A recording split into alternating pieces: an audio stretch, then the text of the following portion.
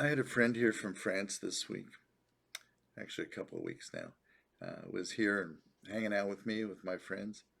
Young man who had at one point been a model in his teenage years, and then a singer, and now doing real regular assignment work and administrative work.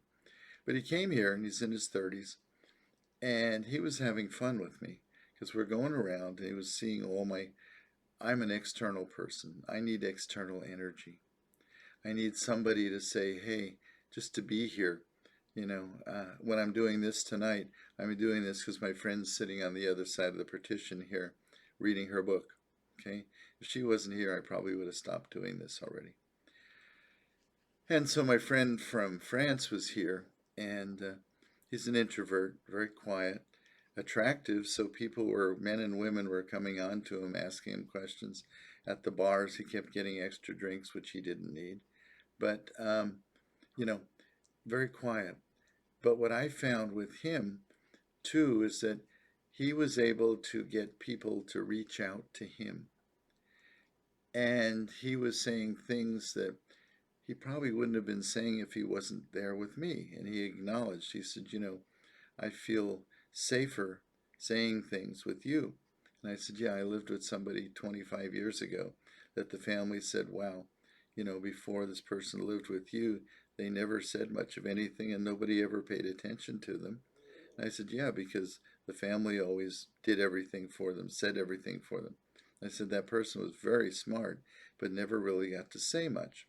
And when he was around me, he got to say things, and he got to be with me and share with my friends on either side. This guy from France, same thing. And it was interesting because after he flew back home the other day, a number of people, when I go to the restaurants, they're like, oh, where is he? He was so nice to talk to. Oh, he did this. Oh, he did that. He made me think about this. He made me think about that. And I decided that I'm coining a not turd, term. Coining a term called emotional laxative.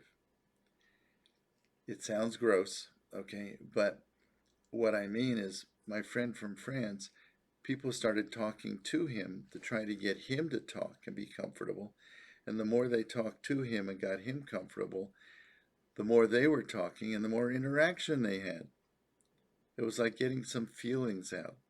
I mean, he told me, he's a guy in his 30s and he lifts his arm up and he says, he said, I was a cutter when I was in high school. And he said, I never said that to anybody. He said, people knew it because I got in the emergency room at the hospital a number of times. But he said, I realize now that I'm talking to you and talking to the people here visiting that I was just looking for attention. I needed help. I didn't like my life. He was the youngest of four boys and he was the gay one, and there were issues. Mom and dad were very physical with each other, and dad was physical with him, whacking him around. Older brother was always telling him he was a faggot, just shut up. And then mom remarried, and that one didn't get along either, and that guy ended up, excuse me, dying. But my friend said it was really hard to figure out what was going on. They say, but there's a depth to him, and people that are talking with him find this and they want to talk more. And so he was saying things about his life, including the cutting, including some of the drug stuff he did, and including some of the family issues. And then other people would say the same thing. And so I call it, yes, an emotional laxative. I find this in the groups. When I start bringing things up that hit home sometimes, people come up with other ideas. It's amazing. It's wonderful because they're like, oh my God, I didn't think of it that way. My friend, when she was talking emotional laxative, we'll move on.